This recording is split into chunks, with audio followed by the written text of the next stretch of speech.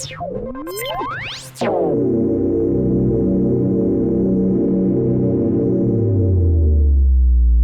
up, Ludens? Welcome. What's up? RGB's trash. Welcome to our Ludens Query podcast, the Ludens Query report for August 12th, 2021. I am joined today with my buddy Ricky. Once again, what's up, everyone? Once again, the old grump himself. How you doing? What's got you grumpy now? This trash is not working. For those who have watched the previous episodes, you may remember I have lights back there, and now it doesn't work. So this reinforces my belief that RGB is trash.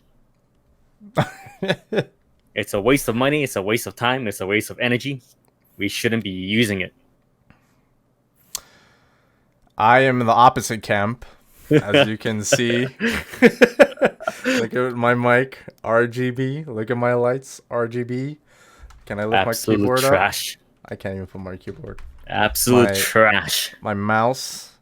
I can't see it. Oh, I can see it. Oh no! Get that off the screen. Get that off the screen. I don't want to see it. Oh no! Oh no! Get that shit out of here. RGB is. It's just for aesthetics, right? Everything is RGB on my studio. I got RGB mouse pad. I just like it. It gives. I don't mind a little bit.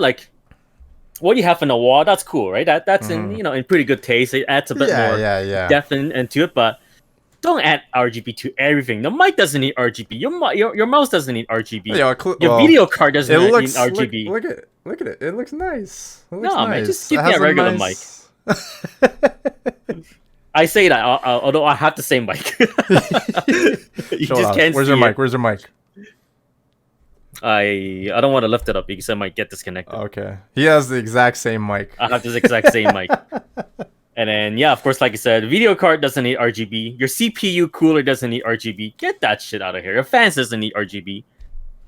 It looks cool, man. It's just waste. It's just a waste. It's stupid. Like I said, folks, Ricky here is our resident grump at the Ludens Query. Just old boomer who hates everything. Everything is no good. He is on the cusp. He just made it into the millennial. Yeah, I'm at the edge of millennial and boomer. I'm right in between there. I think they call that elder millennial. So I get the best of both worlds. I get to be an little entitled shithead, and then I can be a boomer who complains about everything. And that's why we have him on the show, because that brings a unique perspective for things that we're going to talk about. Like on today's report, 4 items we're going to talk about. Okay, all right, let's get the show started. What's going on? So we're going to talk about 4 things today.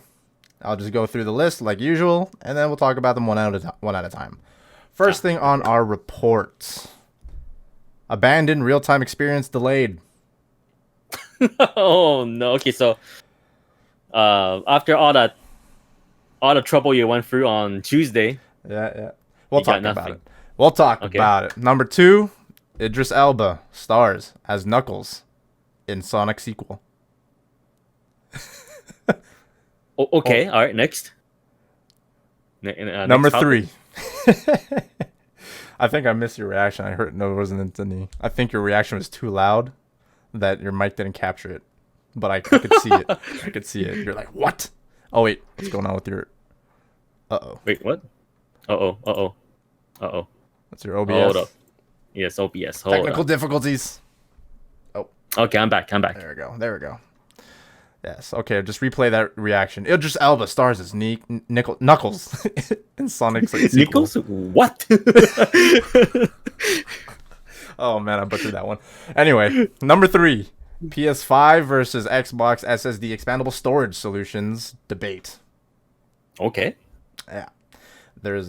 We'll get into that. Number 4, GTA Remastered Trilogy is reportedly being developed. Okay. All right. So number 1, abandoned real-time experience is delayed. So It's been delayed how many times already? Like when we first heard about the abandoned trailer, this real-time experience going to be launched. I'm pretty sure it was supposed to be at the end of June or July. I think end of June or July, something like that. Yeah, something like that. Or both, because the amount of times it got delayed. But honestly, I was so engrossed in the drama that was going on around this studio. Blue Ball. Now I'm calling it Blue Balls. Because you got Blue Balls. Blue Box Studios.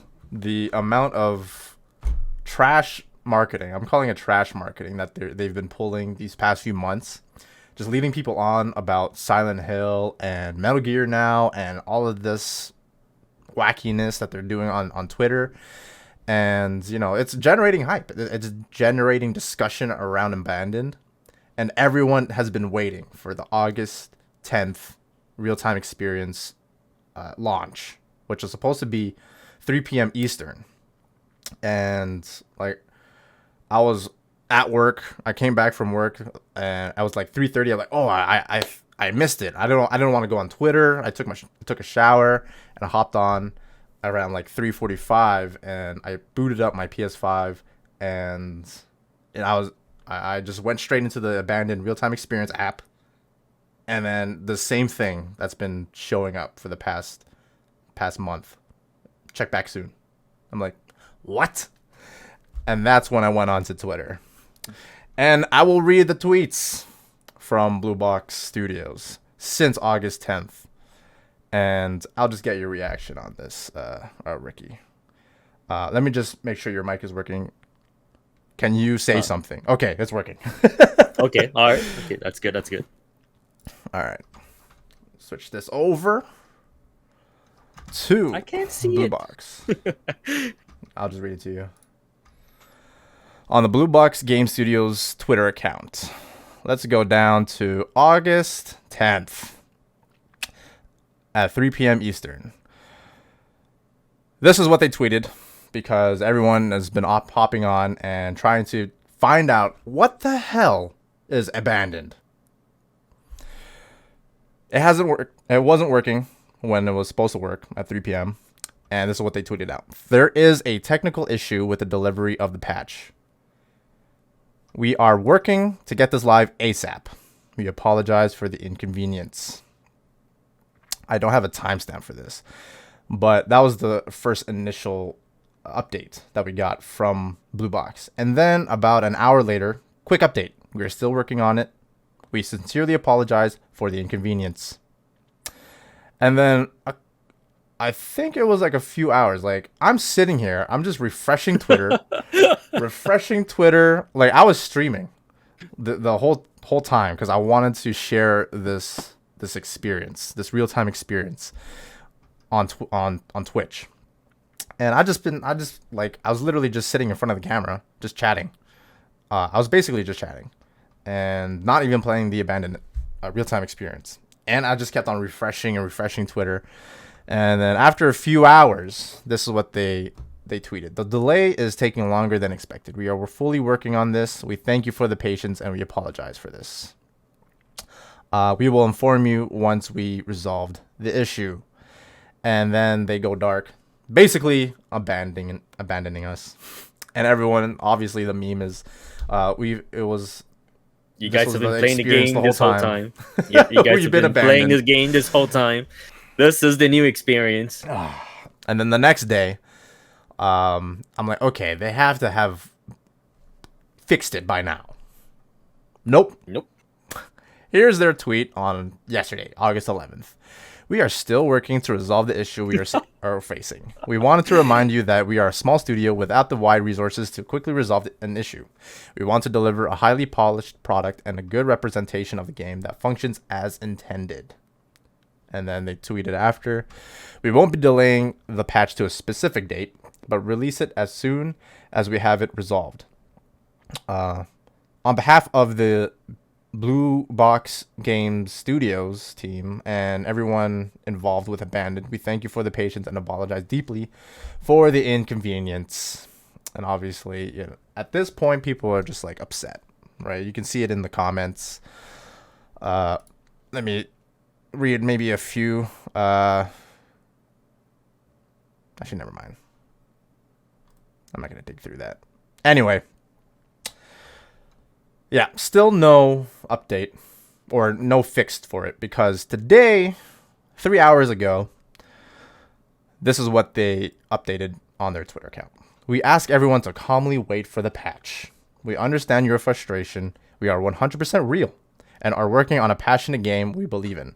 This is what happened. So they finally explained what's been going on. We dealt with multiple engine issues that occurred last minute after we spotted a graphical glitch. For that, we wanted to do a quick update.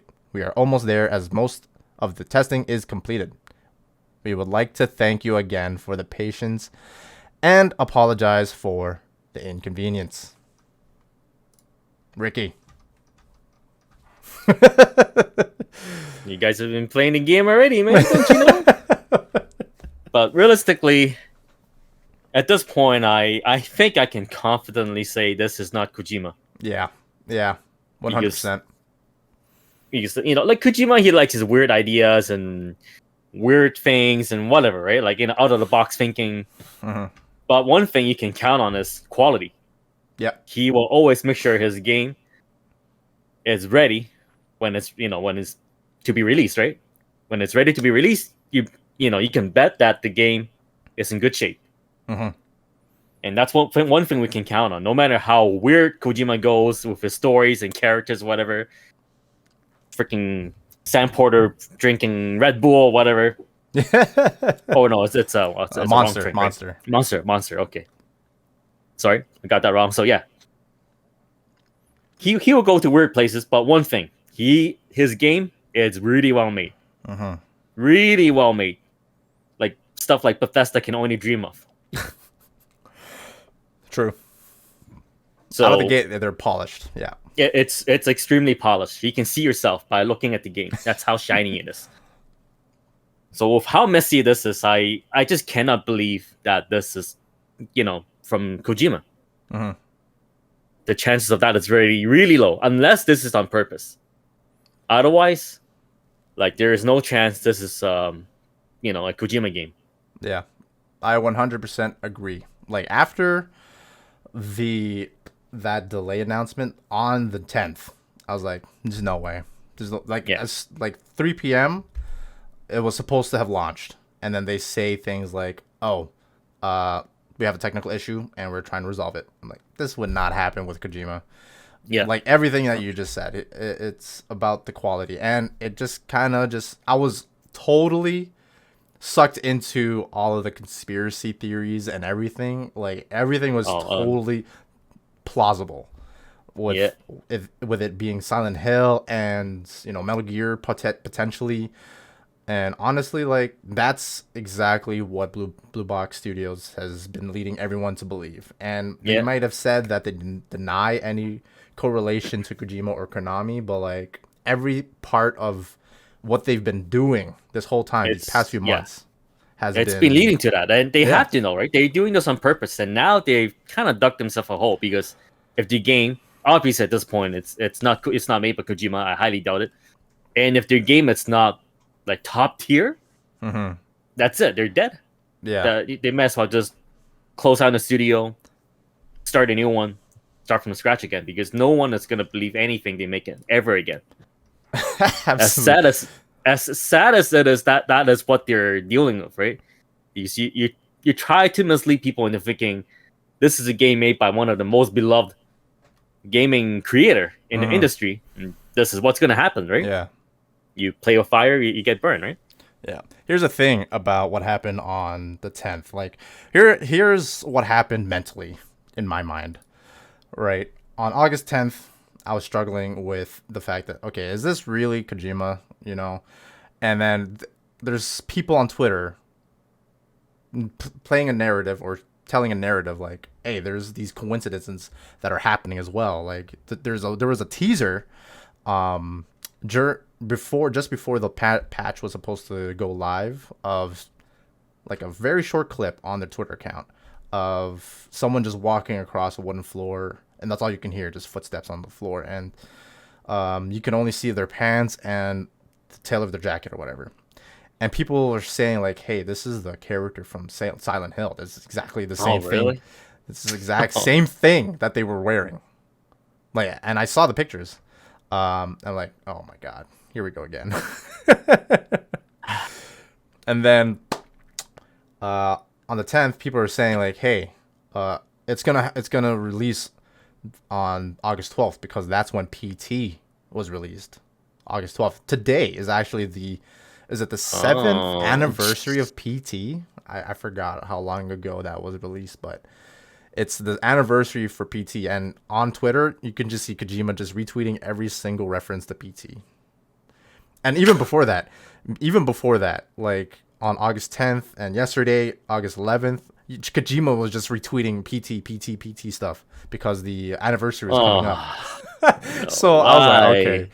Everyone is saying like, oh, they're delaying this quote unquote on purpose so that they can release it on the anniversary of PT because this is a Silent Hill game. Actually, wasn't there something supposed to happen today? Like on the 12th, there's some showcase or event? There like rumors, just rumors.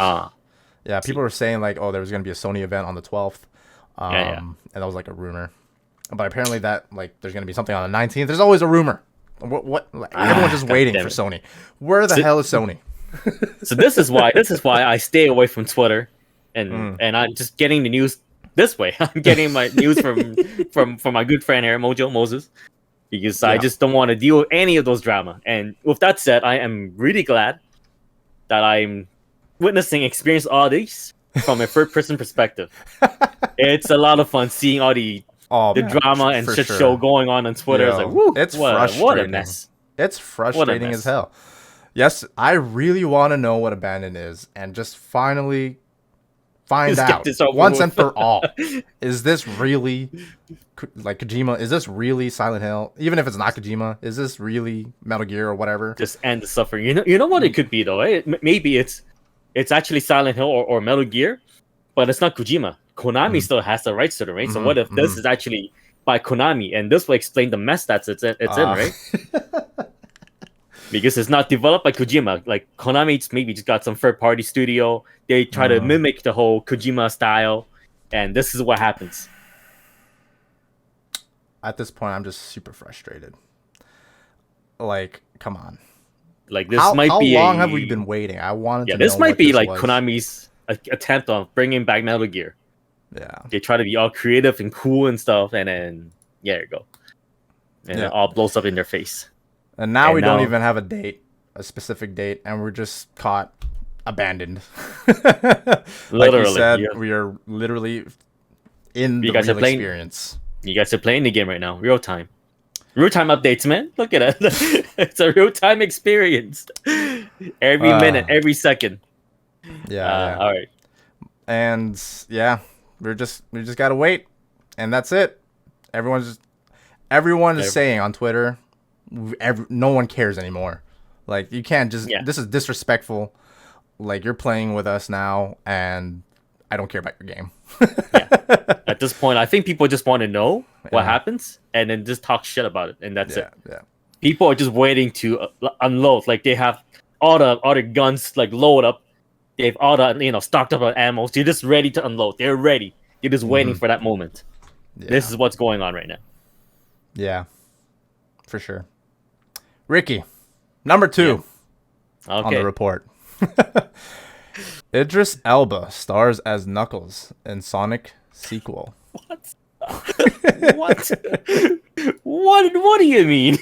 What do you mean? Idris Elba as Knuckles? At least this happened.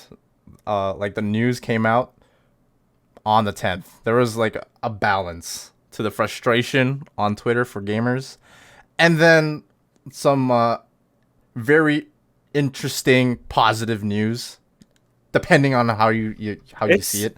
It's intriguing. Now this is something that has me curious about the movie. I want to see like how this is gonna work. Yeah, not much to read here. I just want to get your thoughts on it and your reaction, but I'll read the tweet from Idris Elba himself. It was a teaser. He teased this Okay. 2 days ago on the 10th. So Idris Elba, he basically just tweeted a picture of one of Knuckles' knuckles. Okay. Tweeting, knock knock. Hashtag Sonic Movie 2. Hashtag Knuckles. Okay. And yeah, it's just a picture of Knuckles. Of one of, looks like the right hand of Knuckles. And that's all you can see. So let's put it this way: if they can somehow put Ryan Reynolds and Pikachu together, they can do Idris Elba and Knuckles together. I don't see why not. And like legit, like I liked the first movie, I enjoyed it, and this actually has me really curious to see how that's gonna work. Right. But honestly, then again, I have a lot of faith in his acting skills, so I think he can make this work. Yeah, I'm a big fan of Idris Elba. Yeah, he's in a lot of good stuff, like Pacific Rim. Like, it's so he's good. the commander. Like, he takes charge. He takes that role good. Like, I have yet to watch the Suicide Squad, but I hear a lot of good things from that. Like, the new one. James Gunn, the new I haven't seen that Squad. yet. Apparently, that's really good. A lot of positive critical reviews on it. But yeah, Idris Elba, he's talented. He's got a lot of like different type of roles. Right? He's in music. He's in acting, right? But Idris Elba as Knuckles. What's your like? I don't know what to make of it. It seems like such a weird match, but at the same time, it's interesting. Like I'm actually excited for this now. I'm actually like legit. I am. Like, I really want to watch this now. Like, given what they've done in the first movie, which is very solid. It's not, like, amazing or anything, but it's still a really good movie.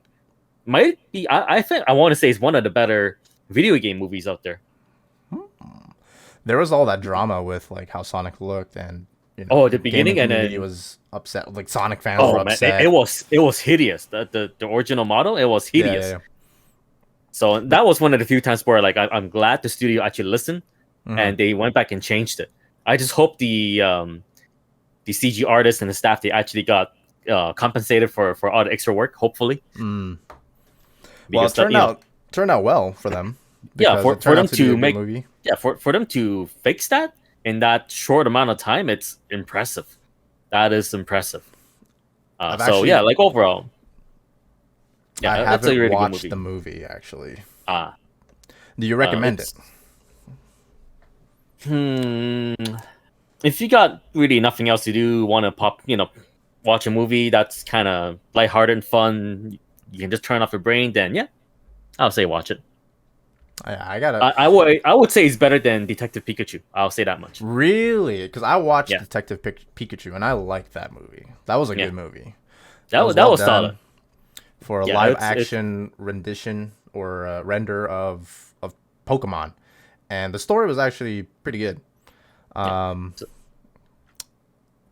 would say Knuckles news with Idris Elba makes me want to actually let's dive into this movie. Watch it, man. Watch it. It's I liked it better than Pikachu, and as a movie as a whole, I think it's a little better too. Interesting. And of course, Jim Carrey as Robotnik, it was pretty good. I liked him as Robotnik. Okay, I gotta definitely check this out because Idris Elba as Knuckles. I'm just trying to imagine it. Do you think it's gonna sound like Idris Elba, or are they gonna like edit it? That's what I want to know. Like that is the most intriguing part. Like, just imagine him and the commander from Pacific Rim. Yeah. But swap his body with Knuckles is like what? Honestly, I don't know much about Sonic. I never really played a Sonic game. I don't know what any of the additional characters sound like. Like, what does Knuckles sound like? Does he sound like what Idris Elba sounds like? No, well, if anything, I never played the newer ones, the ones that are actually voiced. I played up to like Sonic and Knuckles. I never played the Sonic Adventures games on Dreamcast. So like my image of that is like funny enough. Like I can really imagine Knuckles being voiced by someone like Ryan Reynolds. He has that type of attitude and look to it. That's that kind of like cocky, a very jock-like type of attitude, right? What other characters like that are part of that Sonic team are out there? Because now there's Knuckles. Are they gonna start introducing new characters or other characters? You think in future movies, or maybe even in this Sonic sequel? The only one I know, it's like Shadow. I think the black hedgehog. Right. And I think there's like a silver one. I forgot the name of that character. I've seen it in videos. Well, mainly the glitch videos of Sonic 06. This is like a character called Tails or something. Oh yeah, they more or less confirmed Tails in the end of the first movie. Spoiler alert. I don't know anything about Sonic. It means nothing yet, so whatever. It's just like a teaser at the end. Like, I'm not a fan of Sonic, so like, even if I did see that, like, I wouldn't have that much hype for it, as opposed to being a Sonic fan, right? Yeah. But even if you're not a Sonic fan, I think you'll still enjoy the movie, though. So what do you think would voice Tails? What kind of character is Tails? They already casted him. I'm pretty sure Tails talked, in the teaser. Okay. Which I forgot what he sounds like. All right. Well, I'm hyped for that movie because I am very hyped. I'm very hyped. I'm a fan. Idris Elba. I gotta go back and watch the first Sonic movie. Oh, now I gotta. There was a whole bunch of drama with that, and I definitely want to see how it turned out. Apparently, like if you say it's better than Detective Pikachu, because Detective Pikachu is a good movie. I think it's a good movie. It was solid. But yeah, with that drama, I should have probably if it wasn't for that drama, I wouldn't even know there was a Sonic movie. Like it was definitely not on my radar. I see. Yeah. But anyway, speaking of drama, that leads us to our next topic. Number 3 on our report. What other drama?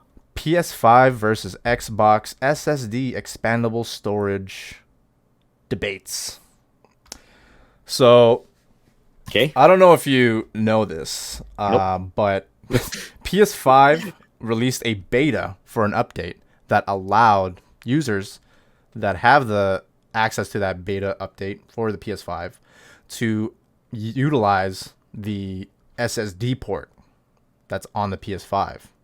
As of right now, any regular user that doesn't have that beta update, yet you can't install a SSD in there, expandable SSD, like an M.2 SSD in there. Oh, okay, yeah. I was gonna ask, like, is it related, restricted to M.2 SSDs? Okay. Yeah. Like in that specific port for it.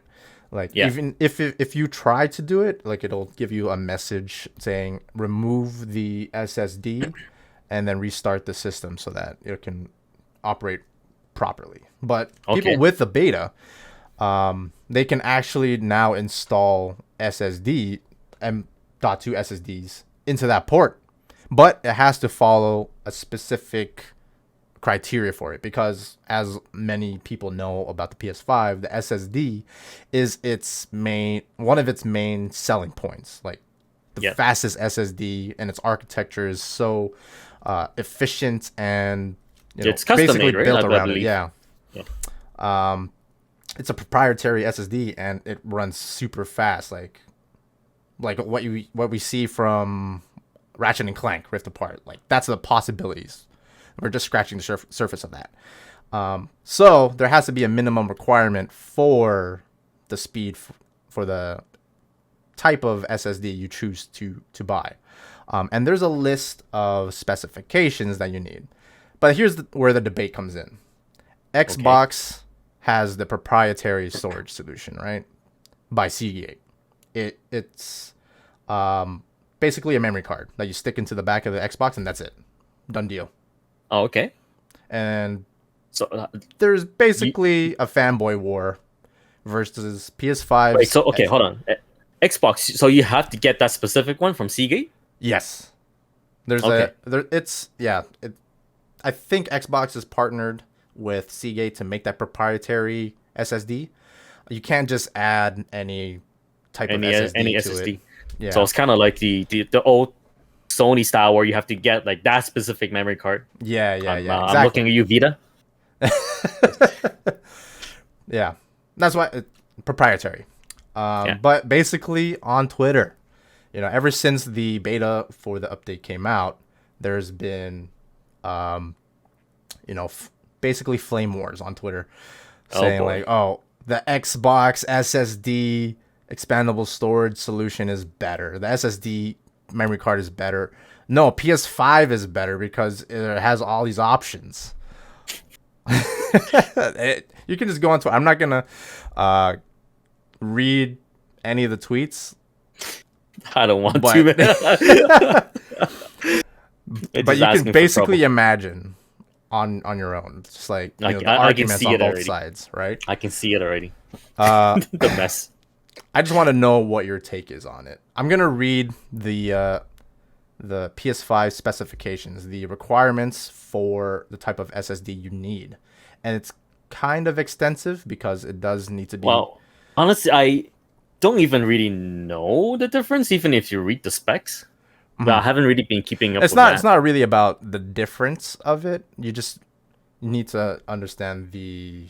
I'll read the specifications of it, and then I'll break down why there's a war between them.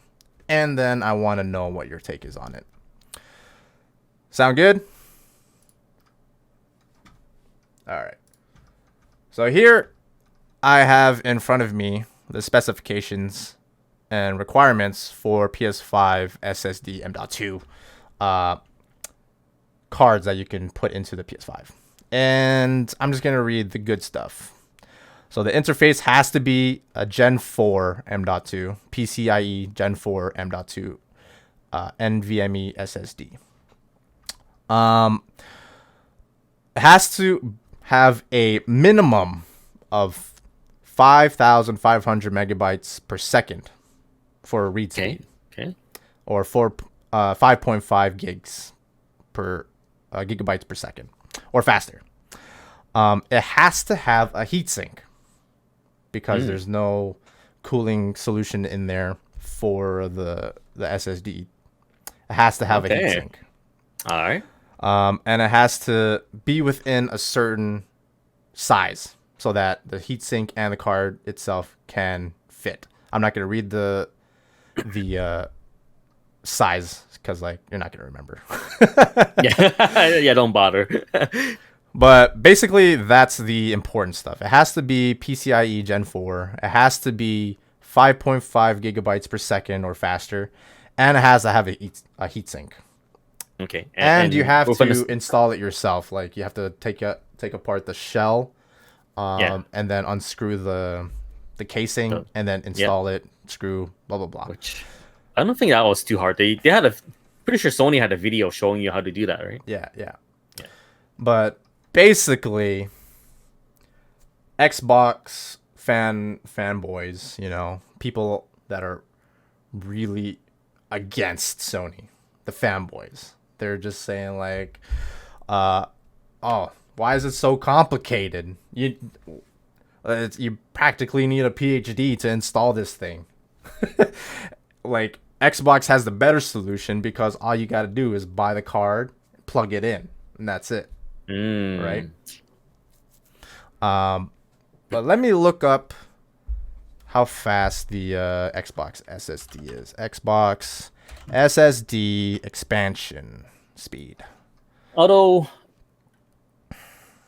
I can kind of see where they're coming from. Personally, for me personally, I prefer the Sony solution since it offers us more freedom and variety, right? And also allows other maker to make SSDs for PS5 in the future. Yep. So for let's say, I don't know what brands make let's say Samsung or whoever, right? They want to make some new SSDs and they want to maybe get some extra cells. So they make ones that are compatible with the PS5. So they have that freedom.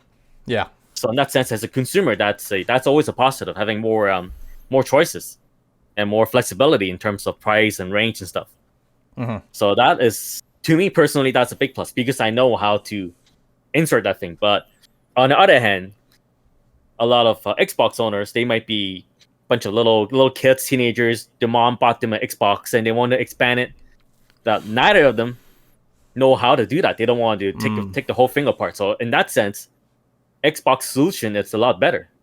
Like imagine just like random mom or dad. It's like, okay, little Jimmy over there, he wants a new memory card for his Xbox.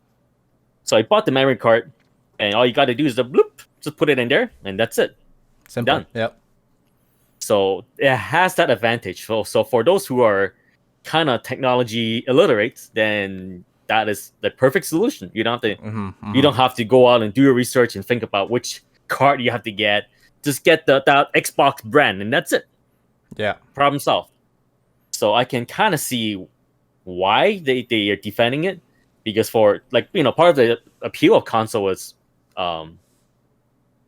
it's consumer friendly. It's really easy to operate. You just put in the game, press a button, and everything works. Plug and play, basically, right? Plug and play, and that's what you want. That is the appeal of console. So Xbox giving us that option, it's I can understand why. But for me, as someone who has some knowledge in PCs and technology overall, I would much prefer the Sony solution. Yeah. So that is my take on it. I agree, obviously. Like I guess I could say I'm a reformed PS5 or PlayStation fanboy. Because now I'm like, okay, Game Pass is dope. Yeah, I can understand that the Xbox storage solution is much simpler, and of course, like that's their marketing strategy. That's their narrative going into this generation. It's about, all gamers or everyone playing the game and being able to play the game and accessibility for gaming. Anyone, anywhere can play Xbox. That's the whole point of Game Pass, and that's translating into their hardware. They want to make it as simple and user-friendly as possible. Basically, this is iPhone. Accessibility. They want it to be accessible. Yeah. As simple as possible. Like, oh, you don't have Xbox? Just get Game Pass. You don't even need an Xbox. And that's not their priority. Hardware is not their priority. So it makes sense for them to make it a streamlined solution and have a proprietary expandable storage. And it's about understanding what each brand's kind of narrative going into next gen is. Like, that is Xbox aside. For PlayStation, it's definitely hardware based. It's definitely power. And of course, now we have options, and there's SSDs out there that are on paper faster than what's inside the PlayStation, PS5, right? I believe Mark Cerny, the actual architect of the PS5, he definitely has the update, and the card that he got was a Samsung 980 or something like that, and that was rated like 7.5 or gigabytes per second or something like that, which is definitely exceeding the minimum requirement for it.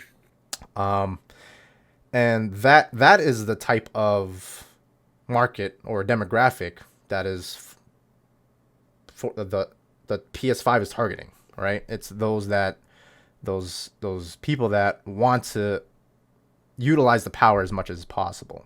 And like, I've seen videos of it. It's not that hard. Honestly, putting in a PS4 bigger hard drive inside the PS4, which many people can do, is harder than doing the PS5 thing. Yeah, well, you just need a screwdriver and just a little bit of direction. Yeah, we live in an age where a lot of kids, they don't even know how to use a can opener. Just just keep that in mind. Just keep that in mind. Here's the thing: we got YouTube. They can't be bothered, like if they can't do it, their next option is, Mom, can you do this for me? And then if Mom can't do it, but here's the thing: here's my opinion on that scenario. Like, it's a bit of a reach, but like, it's allowing children to be creative and be imaginative and try something if they want to. I wouldn't imagine a child was like, I'm running out of storage. I need to fix this. I need to get more I need to get more gigabytes in size for all my games. I can't imagine a child is going to do that, right? But anyway, if a child did do that, you know, they would obviously research, like there's this opportunity for them to discover something that they might not have known or realized they like to do, like tinkering or taking something apart. It's like, part of, you know, a curiosity as part a child. Of their learning, right? Ideally, that's what I want to see. But sadly, I have to say this: like Xbox is catering to the right demographic. It's not that hard. It's not that hard, people. You just, you know, it's a few extra steps than with Xbox. I'm reminded of, though, that E3 reveal of Xbox One and PS4 with the whole game sharing thing. Oh. Like, this is how you share PS4 games. Here you go. But now it's switched. Now, this is how you expand storage on Xbox. Whoop. So, okay, fine. Good job. But I have here the speed. And Xbox. For Xbox, yeah, it's 2.4 gigabytes per second. Oh. So less than half the speed of PS5, yeah. And those cards are expensive. Oh yeah, the Xbox ones? Yeah, I never looked into it actually. Let me actually bring up a pricing for it. Because that depending on the pricing, like it will change my perspective on this by quite a lot. Like we might have a repeat of the Vita memory card issue again. So here, this is Canadian. I'll switch it on my thing here. This is the Canadian Amazon. So Americans, it's not that expensive, but it is still expensive. So the 1 terabyte solid state drive from Seagate, the official expansion SSD, $279.99. 279, so 280 Canadian. Yeah, 280 Canadian. So plus tax. What would a SSD for PS5 cost? Oh, same storage. Let me look up the Samsung 980. Yeah. Let's do a comparison. Because if there is a big difference in price, then yeah, like I said, this is okay. Well, this is a sale price right now. So a 1 terabyte. So if we're comparing 1 terabyte. Yeah. So the Samsung, let me click this. Do I have a speed here? Oh, is that on sale? Yes. Maybe Samsung. You're going to buy it? I'm going to buy it. So there's a tradition between me and Ricky here. I get him to buy things that he doesn't want to buy, but he does want to buy. Like, he's just debating with himself, and I'm just the guy that pushes him over the edge. I'm the devil on the shoulder telling him, just get it, bro. Get it. So how much is it? How much am I spending? It's on sale right now. The Samsung 980 Pro SSD 1 terabyte. It is $229.99. But okay. Here's the kicker. You need to have the heatsink. This doesn't come with a heatsink. So you have to get on top of the card itself. If it doesn't have a heatsink with it already, you have to buy one. I see. This one doesn't come with one, so you have to get a heatsink. Yes. So this is on sale for $229. Original price $309.99. But this is exceeding the minimum requirement. This is way over. This is way over. Yeah, this is 7,000. So 7 gigabytes per second read speed. 3 times faster than an Xbox SSD. 3 times. So the fact that it's on sale right now, but still the fact that it's cheaper. Even if it's not on sale, it's like roughly the same price, like maybe a little bit more. And that's 1 terabyte. There's a 500 gigabyte, and that's a thing. I don't know if there's 500 a gigabyte expansion for Xbox. I think it's just 1 terabyte. Oh, and that's the thing with Xbox's solution here. Xbox's strategy or method. You're stuck with whatever they have. to sell, right? You don't have choices. You don't have choices. But you sacrifice freedom for convenience. There you go. So there's a 500 gigabyte one. Same thing, same speed, 980 Pro for $189.99. Original price $200. So even that could be enough. Like, and the fact of the matter is that there was the whole debate between. Let me go back to podcast. Oh, to Twitter. No. Good old Twitter. I'm just changing the scene. It was just on Amazon this whole time. When there was talk about the speeds and everything before the next gen consoles came out, PS5 and Xbox Series X, the storage space internally, right? Like Xbox Series X just had a gig or 1 terabyte, whatever. 1 terabyte, yeah. Yeah, and then PS5 had the awkward like 800 something, and then you could only use 600. Something like that, yeah. We're seeing now, almost a year into the next generation, the things that they were talking about this whole time with compression methods, like the Kraken or Oodle or something like that, compression. And when you're comparing multi-platform sizes of games, PS5 is significantly smaller. Oh yeah, that's right. Because for a lot of games, even between PS5 and PS4, because sometimes when I look at PS4 games, I was like, why is the file size so much bigger on PS4? It makes no sense. Yeah, that's the compression software that they're using within the architecture of PS5 or whatever. And like, I'm comparing the games, and obviously the PS5 games look better. They have higher resolutions, but they are smaller in size, almost half the size sometimes. Like compared, I was looking at 70% of it. I was looking at Guilty Gear for PS4 and PS5. Yeah, and the difference is like dozens of gigs, something like that. Yeah, it's quite a big difference.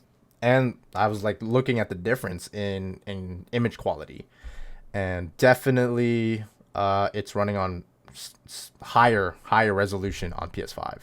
You can you can see the pixelation. I've heard stories about it. Since I follow FGC, so I've heard a lot of people complaining about PS4 Guilty Gear not looking too good. Yeah, it's fuzzy. It's fuzzy. Yep.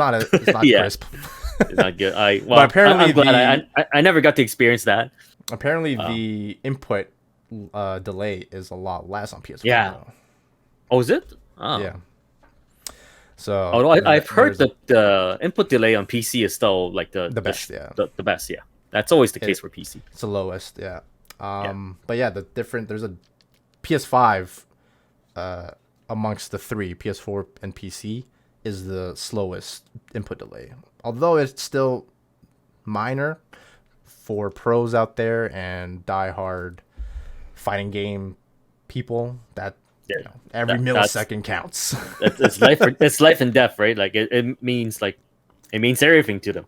It's all about the frames. For us scrubs, it's like, whatever, right? Just press the button. It's like counter. Oh, that's good. We got to counter it. Yeah. I was trying the like last week or something. I have a slow motion recording on my new phone, the Samsung Galaxy S21 Ultra, and it has like super slow mo. And I had the PS4 and PS5 version of Guilty Gear installed, so I was like, let me see the input delay. Let me see if there's any truth to this. So I was doing my own like jerry-rigged comparison.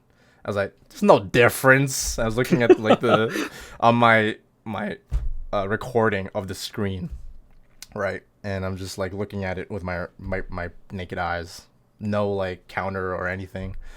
I was like, I don't see a difference. Like I'm pressing the button, like I have the controller in the frame and then the screen. I'm pressing it, and like a couple frames after I press the button, both PS4 and PS5 they come out looking the same delay. So like, might just be like 1 or 2 frames difference, and sometimes again, I'm a casual fighting game guy. I just got into it with Guilty Gear. But anyway, back to SSDs. Yeah, like that's the whole debate, and people are just fighting against each other. Let them fight. Let them fight. So people on the PS5 side is like, oh, we have exactly everything that we're saying. We have options here. We got options. We got freedom. And like the prices are not set by Microsoft or Xbox because it's not proprietary. It can be set by these tech companies like Samsung, Seagate, whatever. And in the long term, I feel like the prices will actually go down. Will be a lot more reasonable for PS5 because as the technology gets more and more brands are making these type of SSDs, the price will go down. Whereas I don't know what type of deal they have with Seagate. Because I don't know if Xbox is willing to drop the price, right? Yeah. If they do, then they should have done it already because that thing is slow as hell. Yeah. I'm excited to finally I don't know. I actually don't need the expandable storage. Like for myself, my download speed is fast. I think for people with fast download speed, this is not really an issue. It's an issue for me. My download speed it's garbage. Oh man.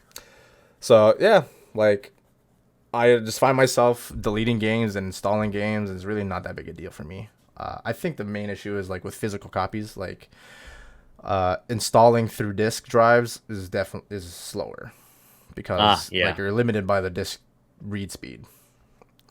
So that might be for if you have a vast physical collection later on in the PS5's lifespan, then having that expandable storage could be a good solution because now you can switch between internal and extended storage, and you can transfer them within minutes.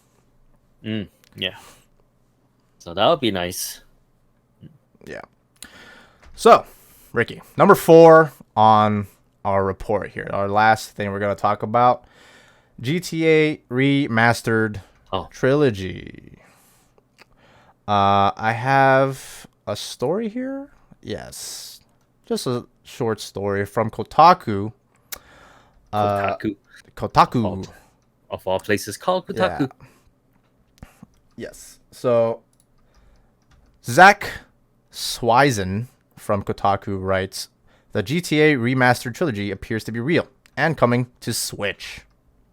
To Switch? Yeah, he writes. Remastered, though. Mm-hmm. So when you say trilogy, which 3 games? So it's GTA 3, GTA Vice City, and GTA San Andreas. Oh. Yeah, that trilogy. That trilogy. Yeah. Haven't they remastered that before, or they just re-released it? I felt like they've released those games I don't know, God knows how many times. Yeah. I'll read into the story. And is that only for the Switch? Or just everywhere? No, I think it's for other consoles. It's got to be everywhere. It's Rockstar. I'll read the article and then you'll have a lot of answers. Okay. He writes, after months of rumors and speculation, Kotaku has learned from sources that Rockstar Games may be remastering 3 classic GTA games. Currently, it appears these games will be released later this fall for a multitude of platforms, including the portable Nintendo Switch. So there you go. For the past year, rumors have swirled on Twitter, Reddit, and various message boards that Rockstar is working on remakes or remasters of classic PS2-era Grand Theft Auto titles. These rumors only grew in popularity as Rockstar's parent company, Take-Two Interactive, used DMCA takedowns to remove classic GTA mods from the internet while announcing that the publisher had 3 remastered games in development. While Kotaku can't confirm what all of those teased remastered titles specifically are, we can confirm via corroborating details from 3 sources that GTA remasters are currently in the final stages of development. Kotaku has reached out to Rockstar about these remastered games and future GTA re-releases, but our sources have so far had reliable track records that have alerted us to updates in GTA Online and Red Dead Online weeks, if not months in advance. According to these sources, Rockstar is actively developing remastered versions of Grand Theft Auto 3, Grand Theft Auto Vice City, and Grand Theft Auto San Andreas. All 3 of these games are being remastered using Unreal Engine and will be a mix of new and old graphics.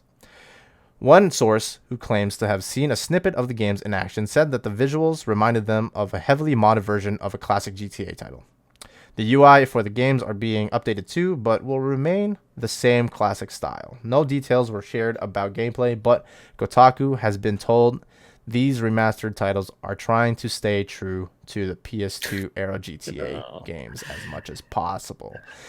And you can read the rest on Kotaku. That's basically like halfway through. But that's the gist of it. So Ricky, how much of the GTA, the trilogy that they mentioned, have you played? Have you played anything?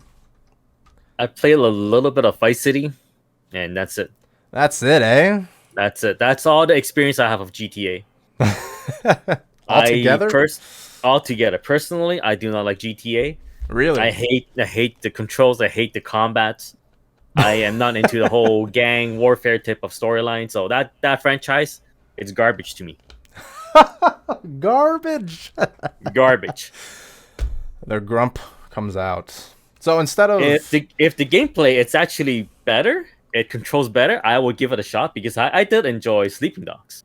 And that's dealing with like undercover cop and gangs and stuff, right? So that type of story is a bit more interesting, kind of like Infernal Affairs or The Departed, which was based on Infernal Affairs.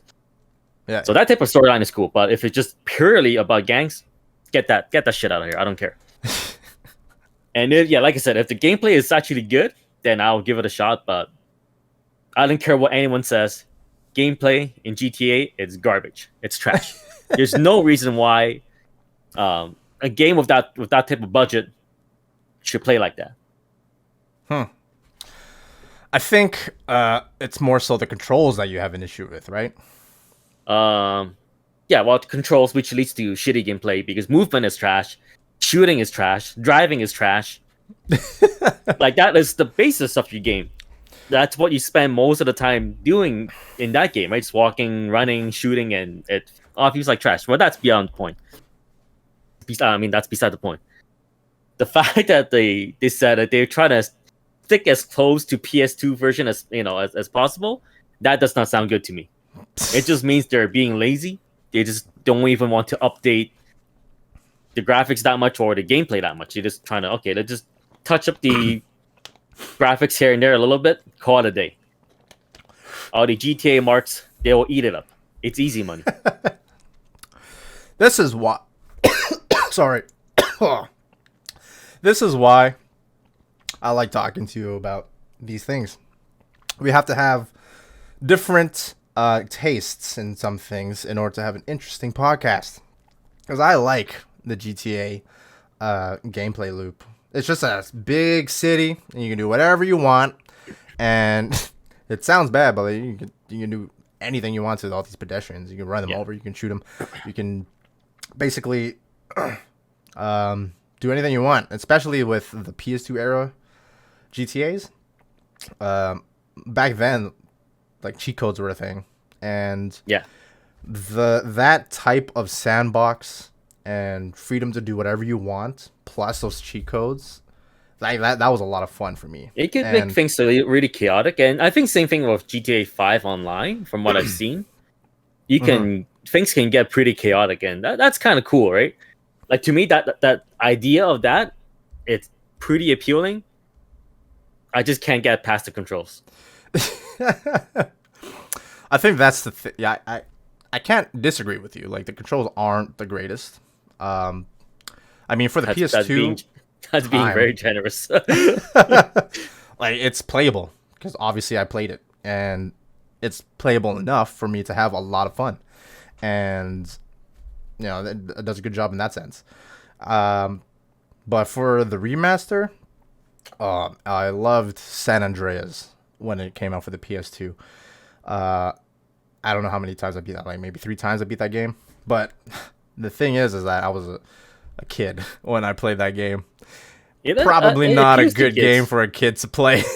But I guess the funny thing is that it appeals to kids, right? Because it makes them feel cool and badass. That is the thing about those games. Mm-hmm. It makes you feel like a gangster, and that's. I hate to say this, but kids love that.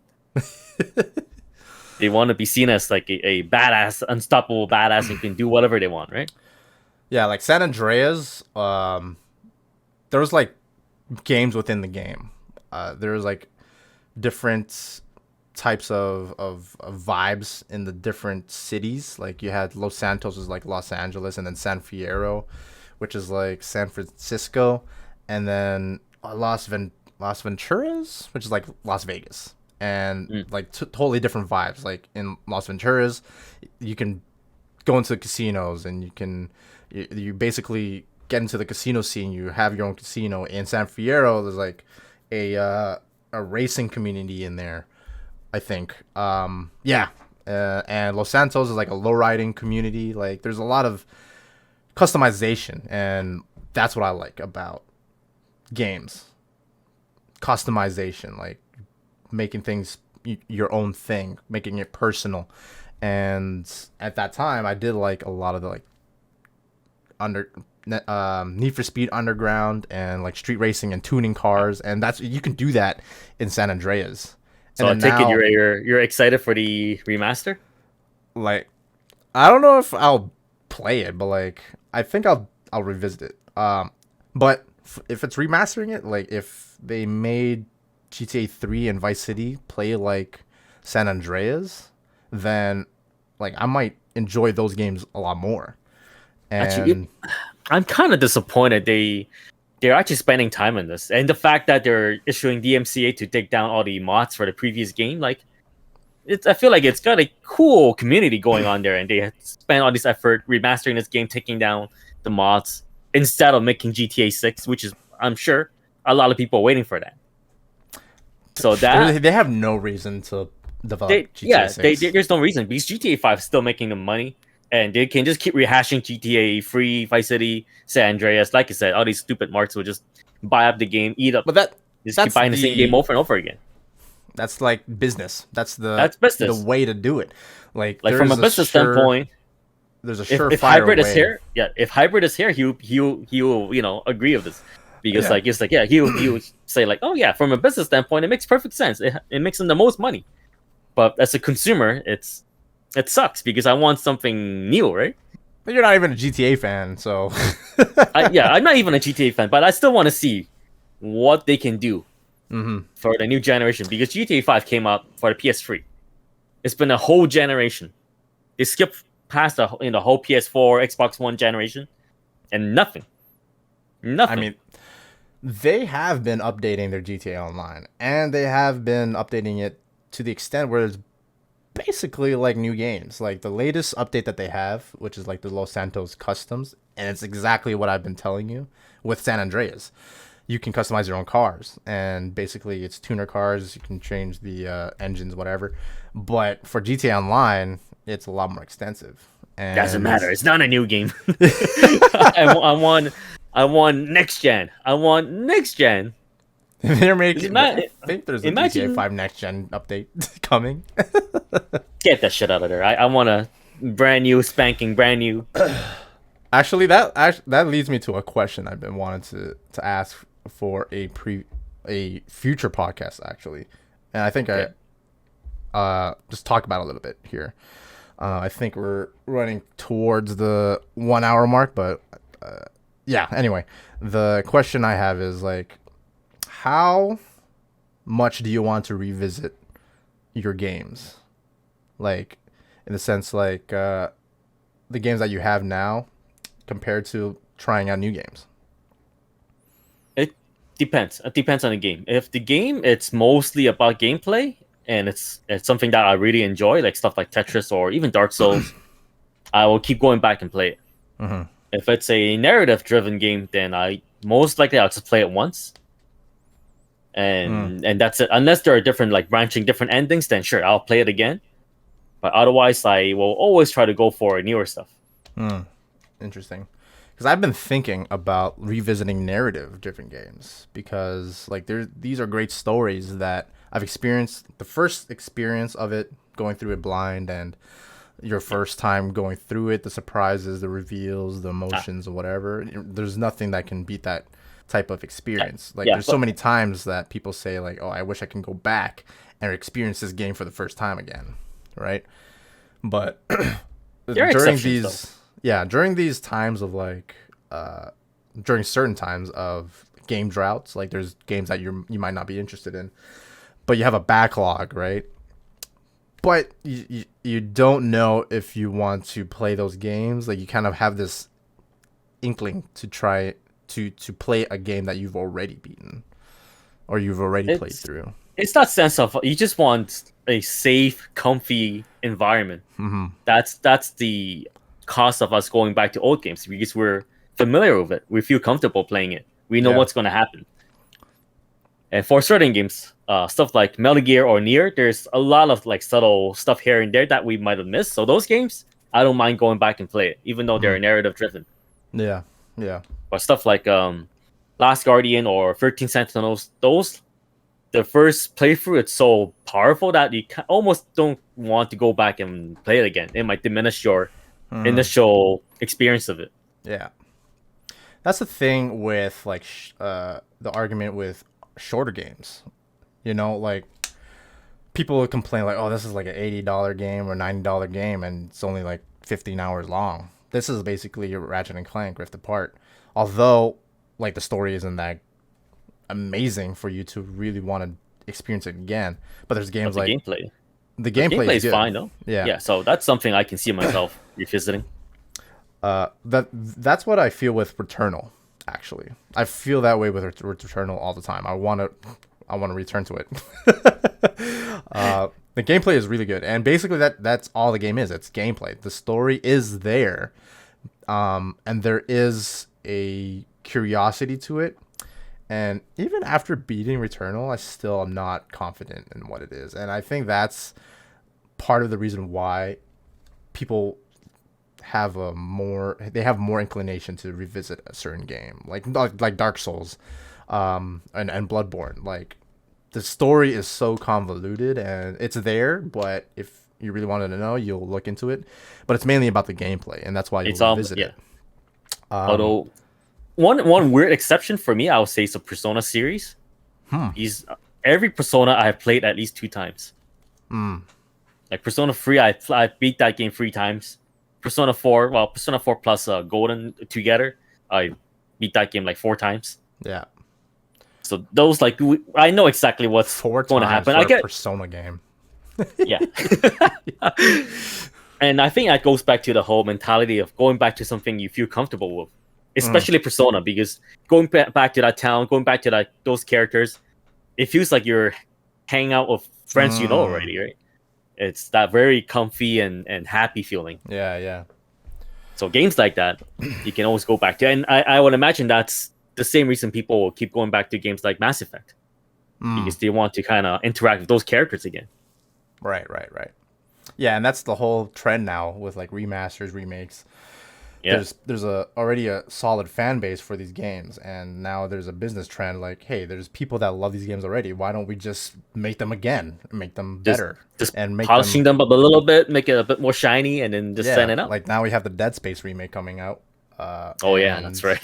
Now we have GTA Trilogy Remaster being re-released. And honestly, Capcom is like the only one. Yeah, Capcom is the only one stupid enough to actually remake the Resident Evil series. Well, 1, 2, and 3 remake. It's very different from the original. Yeah. Like that's risky. I think it's very risky, but they pulled it off. For 2, for 1 and 2 they did. 3 was it was questionable. They got arrogant. Yeah. Like they tried, they kind of went a little too far from the original. Like it's 2, it's a perfect remake. I feel let's end the podcast on this. What's a remake that like you want most in this world? A remake that I want the most. Your most wanted remake of any game. Oof. Any game, not a remaster. Remake that's done perfectly, like Resident Evil 2 tier, Final Fantasy 7 remake tier, like that type of remake.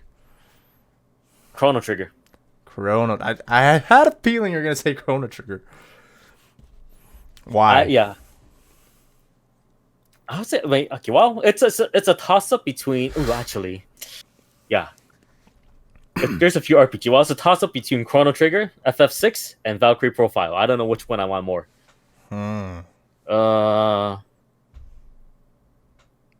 Like, part of me, I'm just imagining, what if Chrono Trigger is remade with the type of, like, Guilty Gear Strive type of graphics?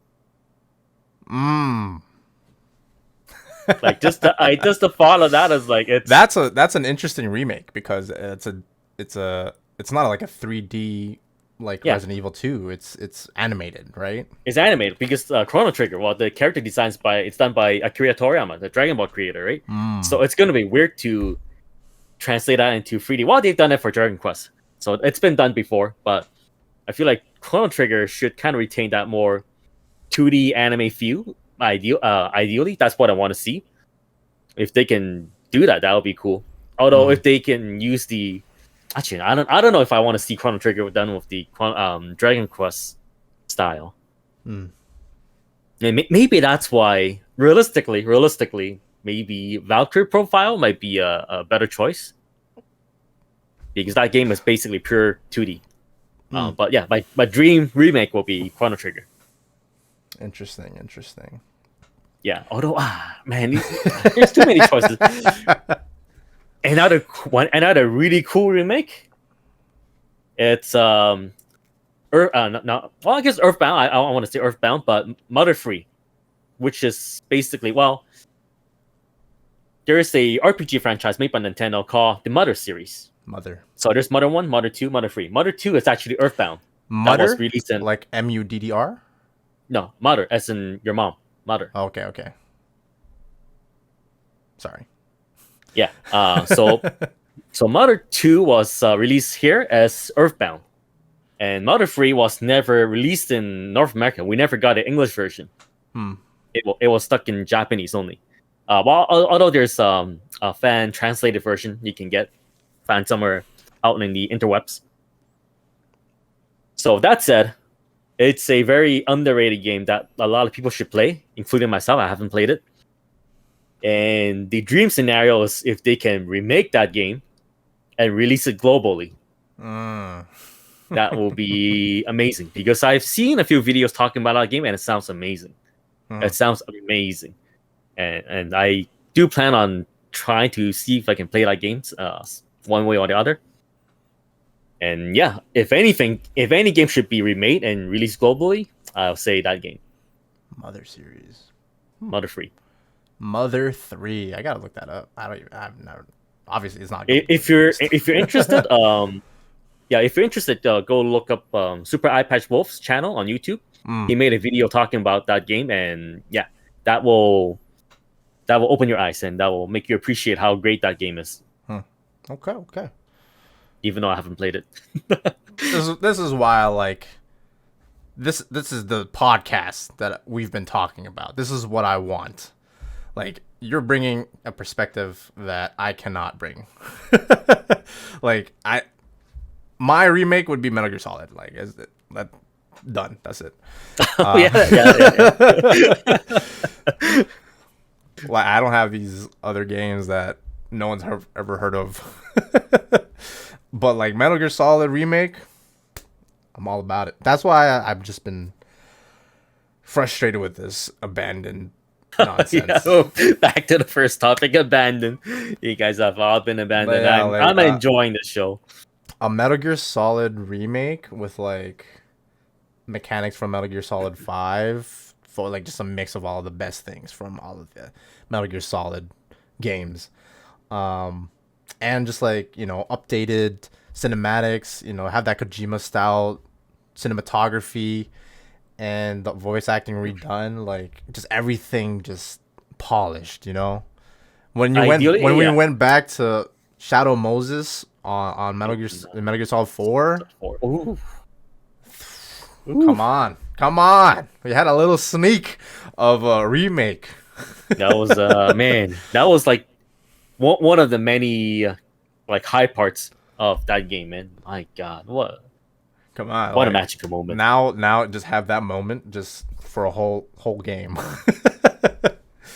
just revisit, like, just be hype around every corner.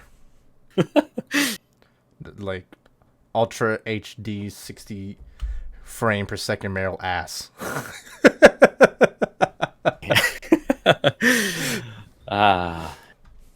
Bro, man, lots of good candidates out there for a good remake.